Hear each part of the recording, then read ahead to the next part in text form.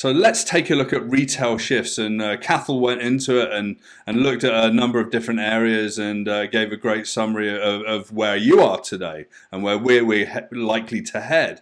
But I think that there's probably the biggest disruptor out of anything during the past few months has been mobile penetration. There's over 3.5 billion users of smartphones in the world. That's over 45% penetration globally.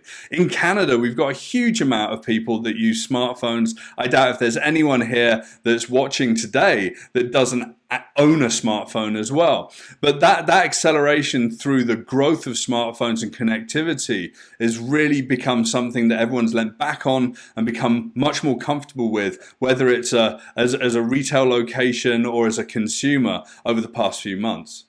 In fact, just this year alone, 2020, 1.6 trillion minutes have been spent on mobile alone, and it's getting faster. I don't think this is going to change in the future. If a business is not on mobile and it's not operating in that way, in addition to the physical retail store, then it's like it doesn't truly exist. So there's a big message to push into the people that operate within the spaces that we provide. Now, what's really interesting is that retail and e-commerce have just absolutely exploded this year. Back in May, sales were 3.9 billion, which is a 2.3 increase over April and a 99% increase over February. So things have gone absolutely incredibly crazy. There's an amazing analyst out there called Scott Galloway. Go and check him out. He said that online sales grew as much in 8 weeks as they did in the previous decade at the beginning of the pandemic.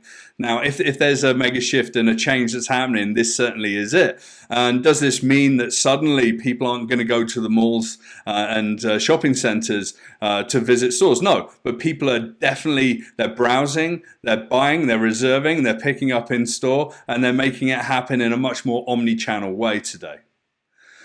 And what's really interesting is the future of communications and connection is just accelerating faster towards us than ever before. In 2025, they're saying that 4,900 digital data engagements per person each day. That's approximately one digital interaction every 18 seconds. So as you pick up your phone and you're thinking about the social media that's buzzing in the background or the e-commerce orders that are being fulfilled, all of these things are really drawing you more into these small rectangles in our pockets and the connection there. But what's really interesting is if we're going to draw people back into physical space, we have to go over and above just food and fashion and film and fitness. We have to provide something that's what I'm calling retail plus. And retail plus is an experience. So if you look at the Gen Zs, the kids that are coming up, they want to go to these places as a bit of a pastime. They want to have social aspects. They want to have personal shopping experiences. They want more things on top of just coming to your store, spas and coffee bars, and they want to have innovative store experiences. And we're starting to see this as well in the retail world, in the innovators' minds that are reimagining what retail could be. One such innovator out of New York City is a store called Story. And Story was a retail space that evolved every 8 to 12 weeks. It completely changed. Like it was a magazine that was curated. There were partnerships with everyone from American Express to clothing brands and shoe brands and even governments, so that people could come and have different experiences all the time. I think that this rolling idea of curation within a space is going to really come into the people that use our spaces in the physical world. And digital is a gateway into that as well. Another trend that I'm watching very, very closely, and it's near and dear to my heart because I'm a participant in this, is the resale world. Where, we've always looked at thrift stores or secondhand stores as being something that's maybe not as important.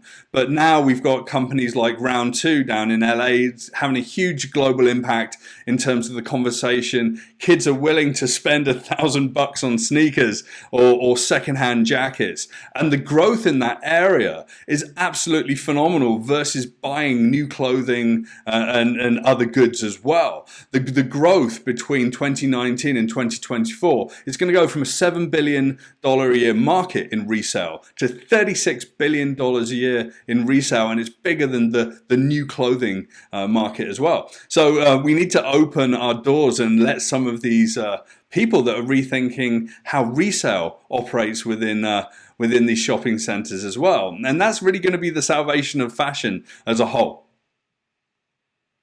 There's also something that's quite interesting that I like to follow, and it's around automation, it's around logistics, it's also around the shopping experience as a whole. Now, Amazon has become an absolute tour de force over the last few years. Right now, it's having its heyday. We're here chatting on Cyber Monday, but it's interesting. When Amazon bought Whole Foods a few years ago, I predicted that was going to happen. And it was because they were developing store technology like Amazon Go that was going to completely change how the experience of in-store grocery and goods shopping actually is going to change. Take a look at this video. 4 years ago, we started to wonder, what would shopping look like if you could walk into a store, grab what you want, and just go? What if we could weave the most advanced machine learning, computer vision, and AI into the very fabric of a store so you never have to wait in line? No lines, no checkouts, no registers. Welcome to Amazon Go. Use the Amazon Go app to enter. Then put away your phone and start shopping. It's really that simple. Take whatever you like. Anything you pick up is automatically added to your virtual cart. If you change your mind about that cupcake, just put it back. Our technology will update your virtual cart automatically. So, how does it work? We used computer vision, deep learning algorithms, and sensor fusion, much like you'd find in self-driving cars. We call it Just Walk Out technology.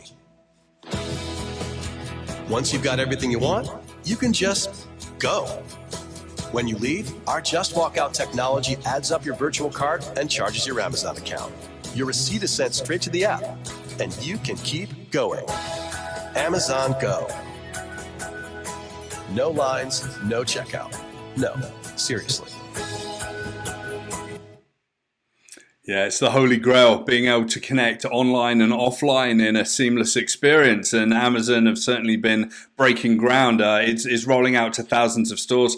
There's also a number of other like software and hardware vendors working with different retail chains from Whole Foods and Loblaws and a number of other companies to work out what this looks like. This is the new age of convenience where you can walk into a store, go and get what you need and get out without having to interact with anyone. When I was a teenager, we used to call this shoplifting, and today it's something a lot less nefarious. Not saying that I used to shoplift, it's just what I used to see happening around me when I was a kid.